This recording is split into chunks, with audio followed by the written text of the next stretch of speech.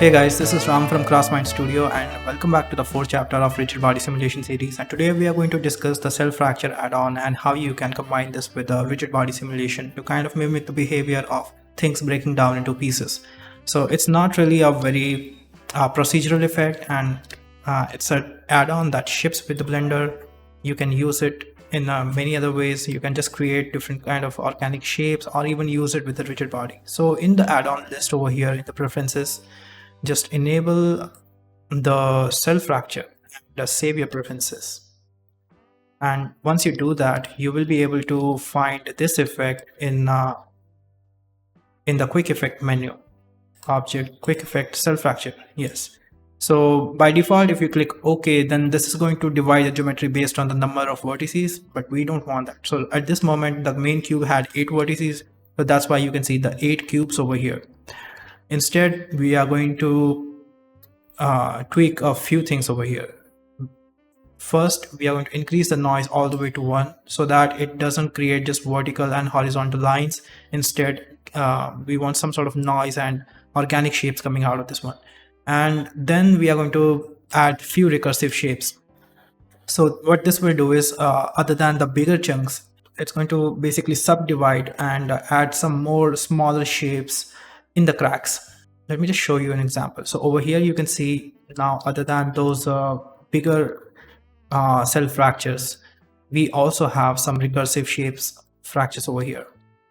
So there are many more things you can do with this add-on, and on the input level you can control it in many ways. So with the particles, with annotation and all that.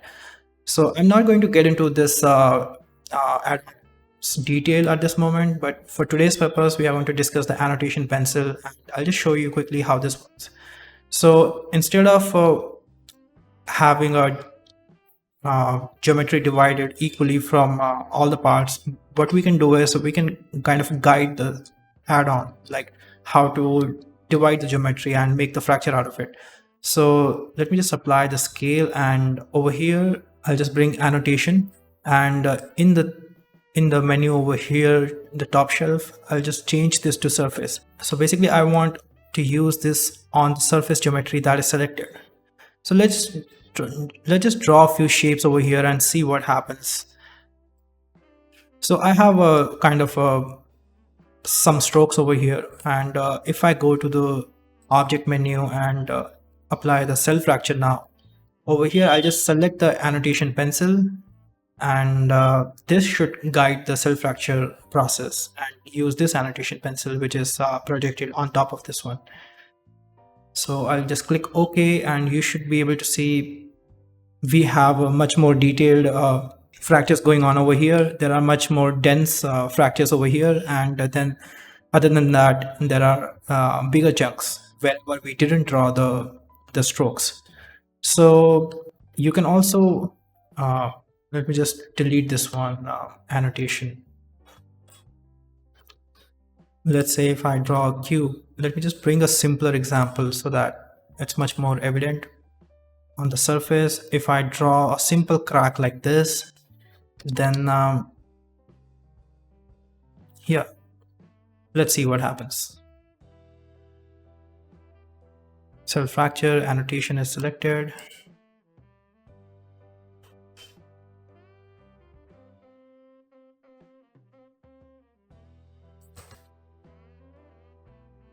Yeah, so along the line you can see there is much more detail over here, and in the back side we have bigger shapes. Now even though it kind of dividing the geometry, the cell fracture based on this guide over here that we have made with the annotation, but the result is not quite evident, and the reason for that is we are using too much noise in the fracture, and because of that it's kind of interfering with the guide over here.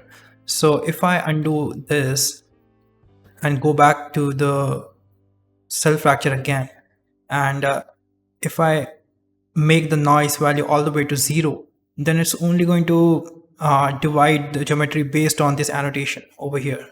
It kind of looks like a wooden chips.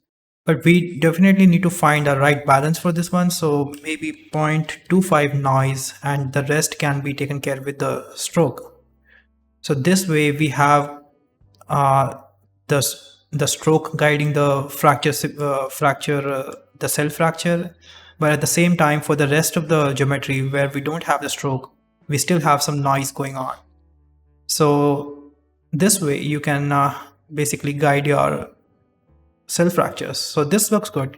So you'll definitely have to add some more detail into the strokes that you're drawing. Otherwise, it's not going to help you much. So let's say if I draw something like this, I want some fractures over here. Sorry about that. Then it should have much more broken. This side should be much more broken than the other sides.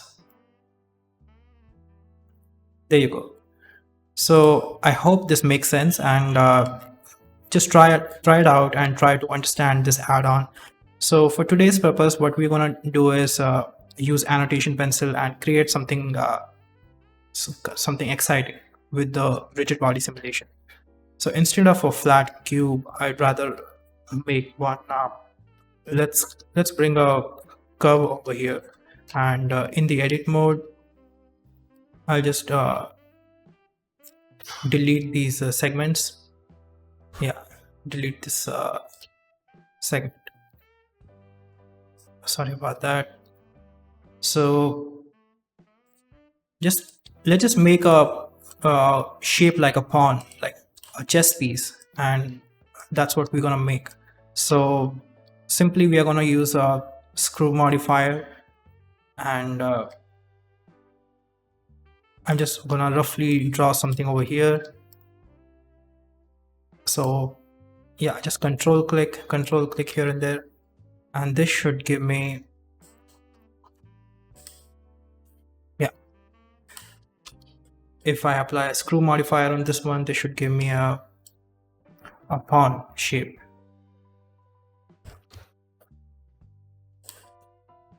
So you just tweak this shape further, whatever kind of design you're looking for.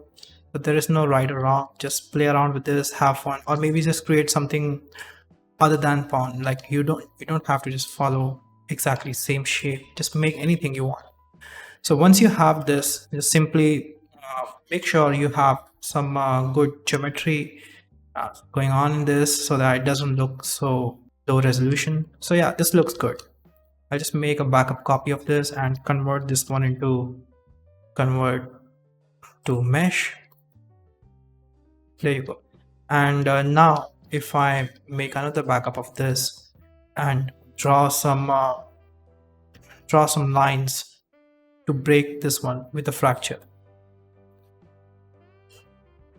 So I just want some sort of a bullet to hit from this side. Let's say if I want a bullet to hit this side, then I'll just create a cross and something like this, and it should guide the cell fracture process. All right, let's see what happens. Maybe I can detail it out a bit further. Let's see, guys. So in the object, quick effect, cell fracture annotation is enabled.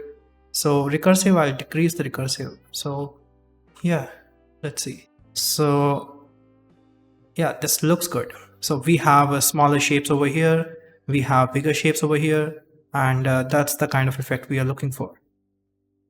So I'll just disable the annotation, and I don't want to just do back and forth, because this is not a procedural add-on, and it does take quite a few attempts to get the things right. But the process is this is the process, and you can just try out and find the right kind of shape you're looking for. So once you have this one, let's just set the things in the right scale. So I think this looks fine. It's not too big, but it's definitely not the right world scale. But I'll just leave it as it is for now.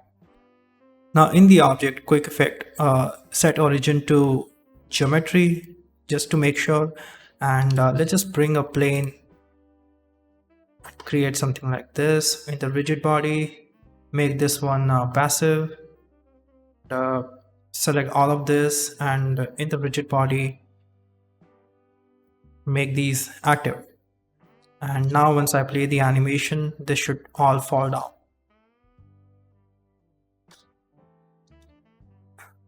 All right, instead of that, what we're gonna do is we're gonna connect all of these so that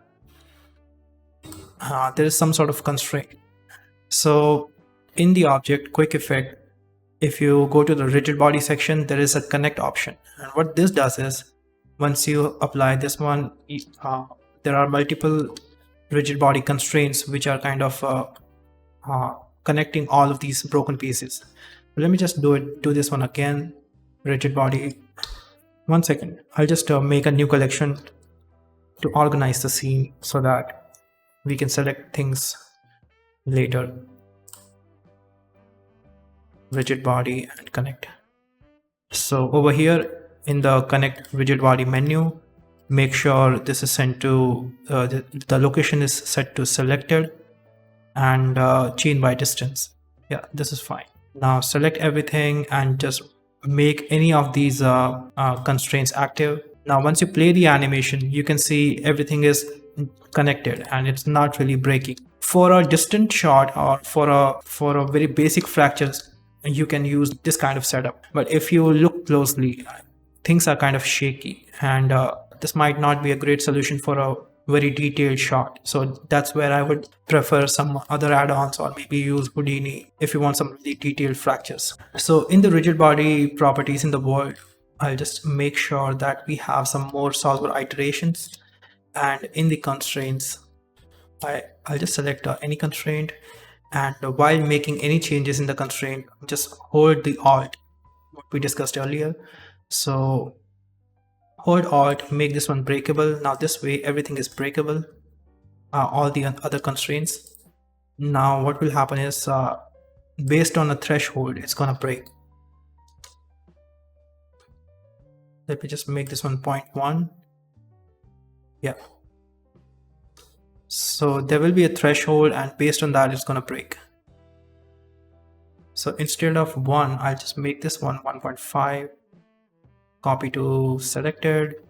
Now just to make this scene a bit more exciting, what we can do is add some other geometry over here. Maybe a UV sphere. For some reason my UV sphere appear over here. Yeah. So UV sphere. And I'll just make this one into rigid body and animated. So on the frame number 1, let's push this one now further from the cube. Sorry. Shade smooth and set one location key, and around frame number 20, let's pass this one through this. Now this way, yeah, this is going to break the chess piece. But the thing is, at this moment, even though everything is that this area, this portion is broken, it's still kind of connected. So I'll just select any of these constraints and disable disable this checkbox which says disable collision. And let's see if, yeah, this should solve the issue. And there you go, you have some good fractures going on. And now you can just play around with different kind of settings, different threshold, and find the result that you're looking for. Now just to organize the scene a bit, what I'll do is select all these constraints and make a new collection and call this one constraints, so that we can just hide this one if not needed. If you want to make any changes into constraint or the rigid body over here, just select everything, and whatever the active object is, then just make this constraint active, and when you hold the Alt and make any changes over here, it's gonna apply changes to everything, I mean all the similar kind of objects. So if I make this one active and make this one now 2 kg, then rest everything which is in which is kind of a similar object, then those properties will be affected as well. So that's how you can deal with multiple objects in Blender. Just to add a bit more excitement in the scene, what I'll do is instead of these pieces falling down, I'll disable the gravity in the scene properties. So what will happen is, so once you disable the gravity, instead of falling down, the objects are going to just fly away. And this is just a visual treatment that I liked. You don't have to use it if you don't want to. So that's what I used in the final scene. I'll just give you a material breakdown and the seed breakdown in a moment. So for the threshold, if I bring this down a bit, yeah, there you go. So this looks like a slow motion kind of a shot. Now obviously I played with many other settings and tried to find the right kind of fracture, the pieces and the motion. So it took me some time, but the overall process is this. Now once you have this one, you can just play with the material, play with the light, and prepare a nice render out of this one. So I'll just open a file which I have with me. Alright, so here I have the final scene, and you can see there's a quite similar setup. I have a pawn shape, and I think there was a annotation which I used for this one. So yeah, I think I moved the object over here. Otherwise, this was the shape strokes which I used for breaking these fractures. So I'll just make a new group for constraints.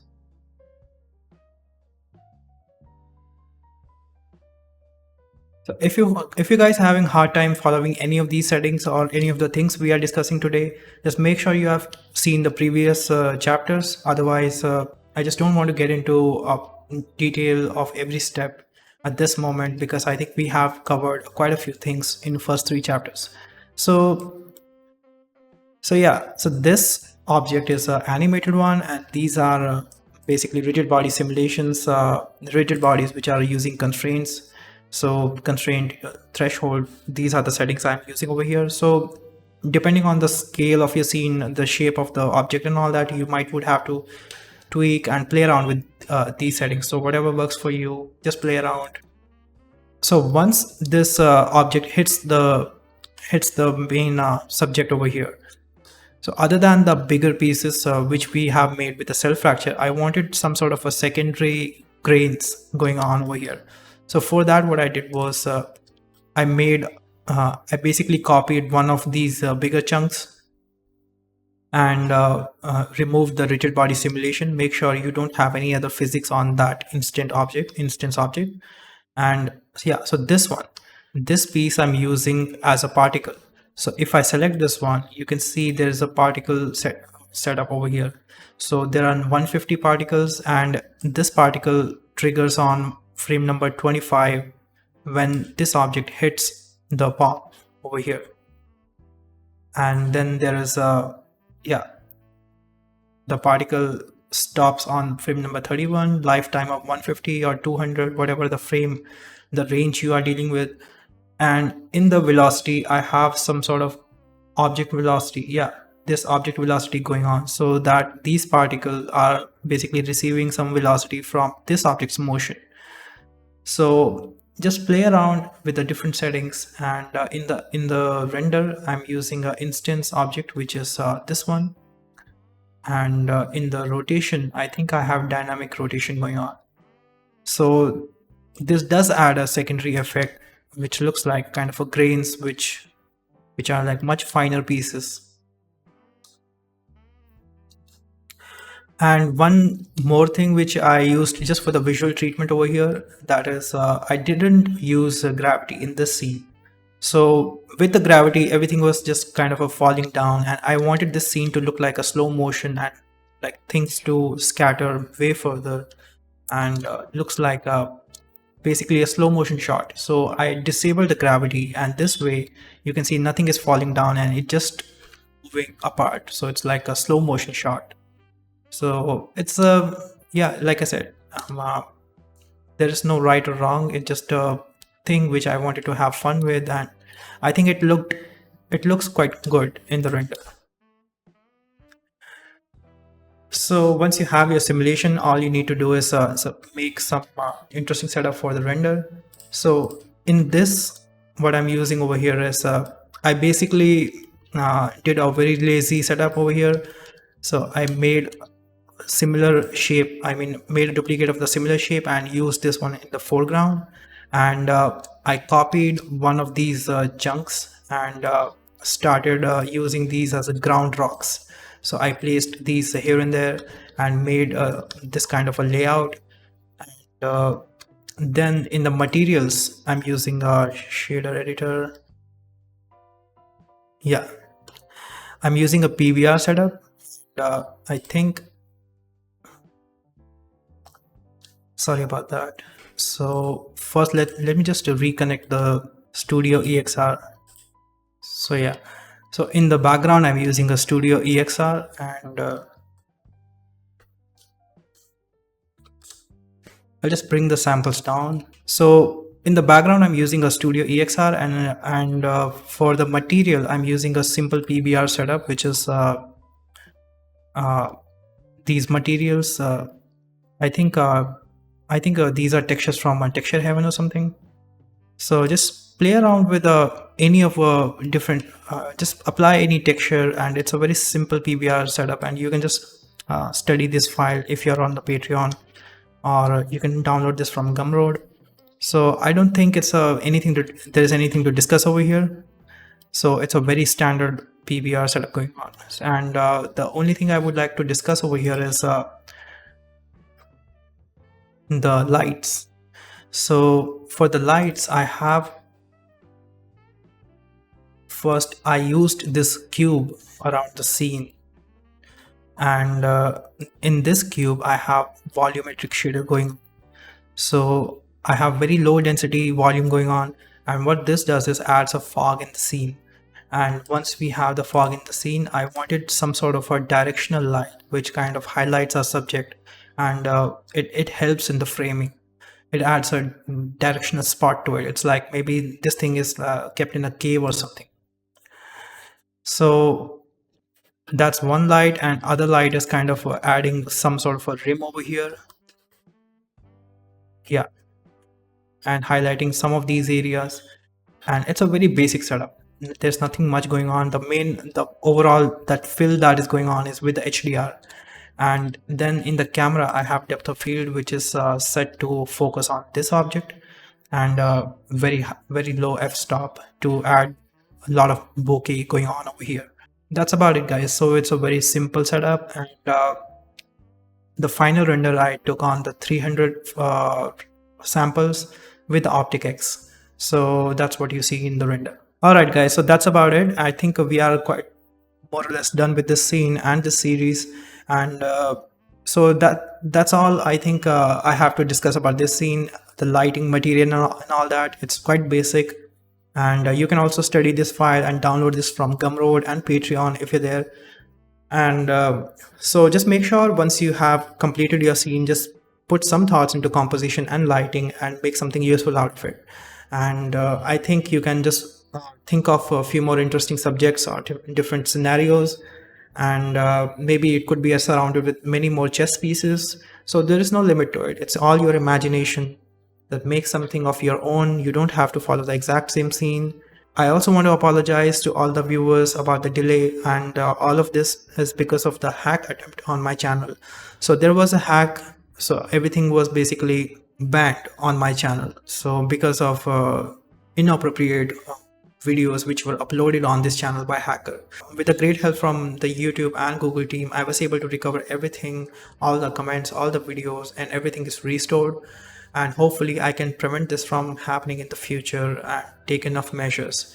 So just connect with me on the social media, and so that you have the right information in the future in all that chaos, and yeah, so that we don't lose each other. All right.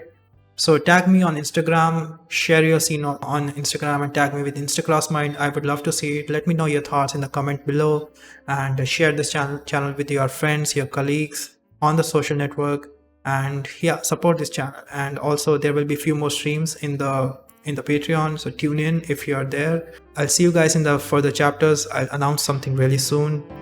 See you, take care, goodbye.